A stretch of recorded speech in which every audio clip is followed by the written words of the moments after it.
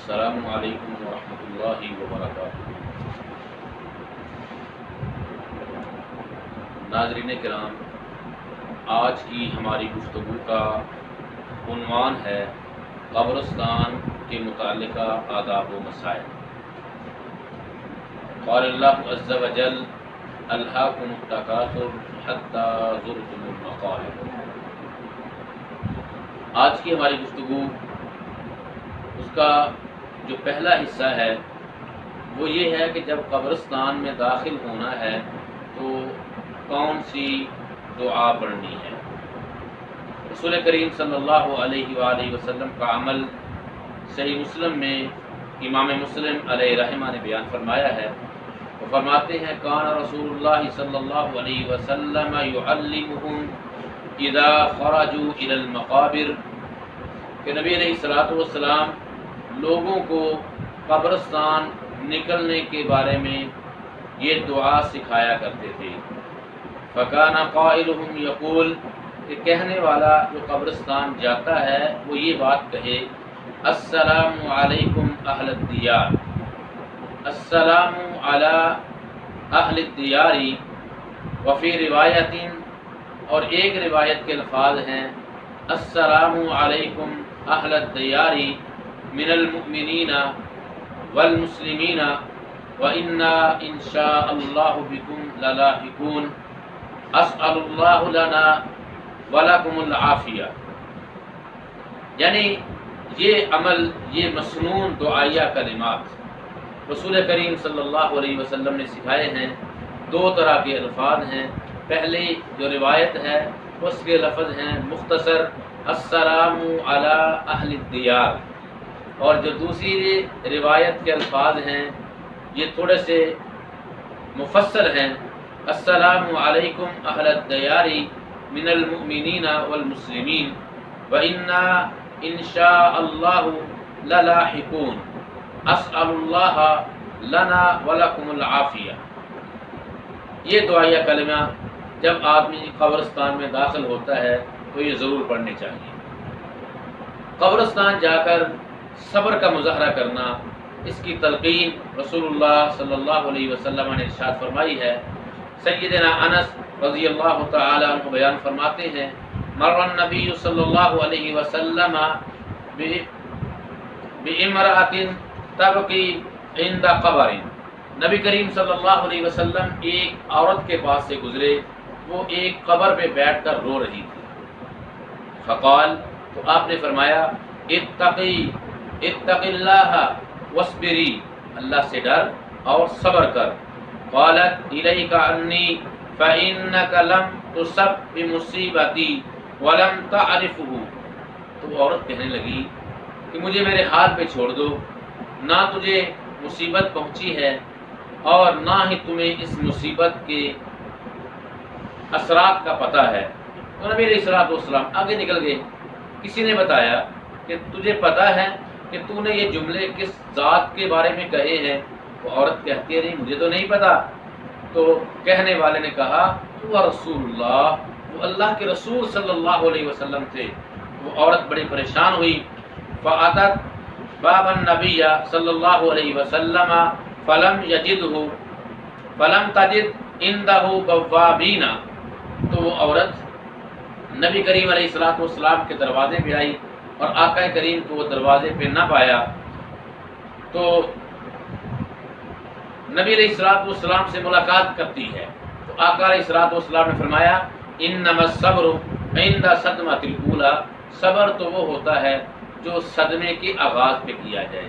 یعنی نبی علیہ الصلوۃ والسلام نے قبرستان میں جا کر رونے سے، آہ و بکا کرنے سے منع فرمایا ہے اور صبر کی تلقین کی ہے۔ اب سوال یہ پیدا ہوتا ہے کہ قبرستان کیوں جانا چاہیے؟ رسول کریم صلی اللہ علیہ وسلم نے ارشاد فرمایا، سنن ابی داؤد کی روایت ہے: قال رسول اللہ صلی اللہ علیہ وسلم نہیتکم عن زیارت القبور، میں نے تمہیں قبروں کی زیارت سے منع کیا تھا۔ فزوروها، اب تم قبروں کی زیارت کیا کرو۔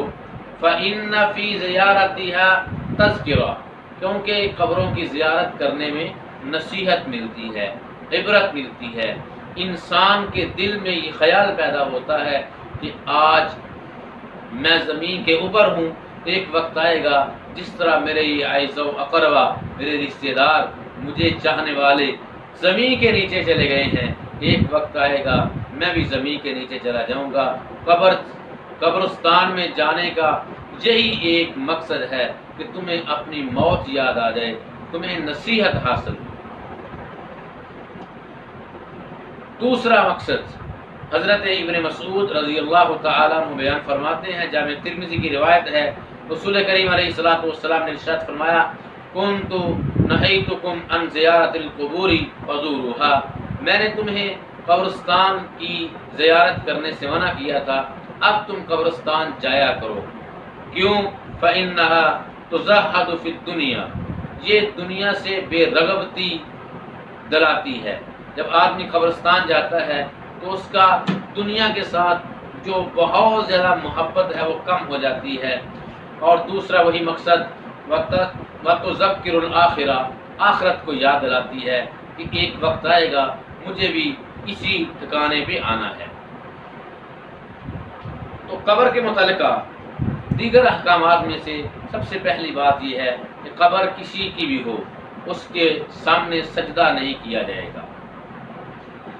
آقا علیہ الصلوۃ والسلام کی زوجہ محترمہ سیدہ عائشہ رضی اللہ تعالی عنہ بیان فرماتی ہیں، سیدہ ام حبیبہ اور سیدہ ام سلمہ بھی اس روایت کو بیان کرتی ہیں، ذکرتا کنیسۃ رأیناها بالحبشہ فیہا تصاویر، کہ ہم نے حبشہ کے اندر کچھ ایسے کنیسے یعنی یہودیوں کی عبادت گاہیں دیکھی، اس کے اندر تصویریں لگی ہوئی تھی۔ فذکرتا للنبی صلی اللہ علیہ وسلم، انہوں نے یہ سارا قصہ رسول اللہ صلی اللہ علیہ وسلم کے سامنے بیان کیا تو نبی کریم علیہ الصلوۃ والسلام نے فرمایا، ان اولئک اذا کان فیہم الرجل الصالح فمات، کہ ان میں اگر کوئی نیک آدمی فوت ہو جاتا، بنوا علی قبرہ مسجدا، تو وہ اس کی قبر کے اوپر مسجد بنا لیتے، یعنی قبر کو سجدہ گاہ بنا لیتے۔ وصوروا فیہا تلک الصور، اور اس کی تصویریں بنا لیتے۔ فاولئک شرار الخلق عند اللہ یوم القیامہ، یہ لوگ جو قبر کے اوپر سجدہ کرتے ہیں یا اپنے بڑوں کے مجسمے بنا کر اپنے گھروں کے اندر رکھتے ہیں، یہ قیامت کے دن اللہ کے حضور بدترین لوگ ہوں گے۔ اس کے بعد نبی علیہ الصلوۃ والسلام نے لعنت فرمائی ہے یہودیوں اور عیسائیوں کے اوپر۔ وجہ کیا ہے؟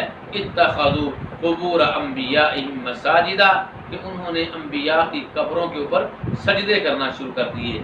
تو عزیزان گرامی قدر، آج کی نشست میں ہم نے جو باتیں سیکھی ہیں، پہلی بات، جب قبرستان جانا ہے تو داخل ہوتے ہی یہ دعائیہ کلمات ضرور ادا کرنے ہیں۔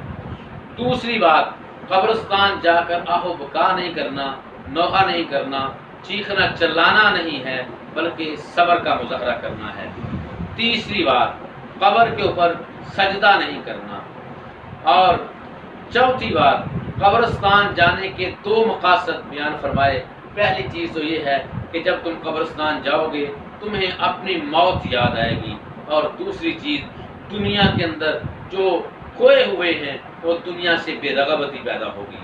اس کے بعد اگلی بات، رسول کریم صلی اللہ علیہ وسلم کے صحابی سیدنا جابر رضی اللہ تعالیٰ عنہ فرماتے ہیں، نہیا عن تقصیص القبور، کہ نبی علیہ الصلوۃ والسلام نے ہمیں قبروں کو پختہ کرنے سے منع کیا ہے۔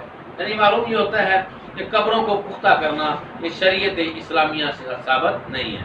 اسی طرح قبرستان کے حوالے سے، خصوصاً قبر کے حوالے سے، حضرت جابر رضی اللہ تعالیٰ عنہ بیان فرماتے ہیں، نہا رسول اللہ صلی اللہ علیہ وسلم عن تقصیص القبور، کہ رسول اللہ صلی اللہ علیہ وسلم نے ہمیں قبروں کو پختہ کرنے سے منع کیا ہے، او یبنا علیہا، اور اسی طرح قبروں کے اوپر عمارت بنانے سے، کمرہ بنانے سے، مزار بنانے سے منع کیا ہے، او یجلس علیہا احد، اور اسی طرح قبر کے اوپر مجاور بن کر بیٹھنے کے منع کیا ہے۔ یعنی 4 باتوں سے منع کر دیا، بلکہ 5 باتوں سے، کہ قبر کے اوپر سجدہ نہیں کرنا، قبر کو پختہ نہیں کرنا، قبر کے اوپر کوئی عمارت نہیں بنانی، اور قبر کے اوپر مجاور بن کر بیٹھنا نہیں ہے۔ اور اسی روایت کو ایک اور انداز سے بیان کیا گیا۔ حضرت ابو مرثد غنوی رضی اللہ تعالی عنہ بیان فرماتے ہیں، سمعت رسول اللہ صلی اللہ علیہ وسلم یقول لا تصلوا الى القبور ولا تجلسوا علیہا، قبرستان، قبر کی طرف منہ کر کے نماز نہ پڑھو اور نہ ہی قبر کے اوپر مجاور بن کر بیٹھو۔ اور ایک اور بہت بڑا مسئلہ کہ قبر کتنی اونچی ہونی چاہیے۔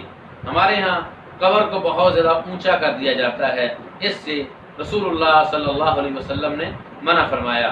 حضرت ابی الحیات ایک تابعی ہیں، یہ بیان فرماتے ہیں، قال علی، مجھے سیدنا علی رضی اللہ تعالی عنہ نے کہا، الا ابعثک علی ما بعثنی علیہ رسول اللہ، کیا میں تمہیں ایک ایسے کام پہ نہ بھیجوں جس کام پہ رسول اللہ صلی اللہ علیہ وسلم نے مجھے بھیجا تھا؟ وہ کیا کام تھا؟ لا تدعن قبرا مشرفا الا سویتا، کوئی اونچی قبر جو تمہیں نظر آتی ہے اس کو برابر کر دے، ولا صورتا فی بیت الا طمستا، اور اگر کوئی تصویر، کوئی بت، کوئی صورت نظر آتی ہے اس صورت کو مٹا دے۔ اور اسی طرح اور ایک دوسری روایت میں حضرت امام ترمذی علیہ رحمہ اس بات کو بیان فرماتے ہیں کہ نبی علیہ الصلوۃ والسلام نے اس بات کو بیان فرمایا ہے کہ قبر کتنی اونچی ہونی چاہیے، تو واضح کر دیا کہ ایک بالشت کے مطابق جو قبر ہے وہ ایک بالشت کے مطابق اونچی ہونی چاہیے تاکہ پتہ چل جائے یہ قبر ہے۔ اسی طرح قبر کے اوپر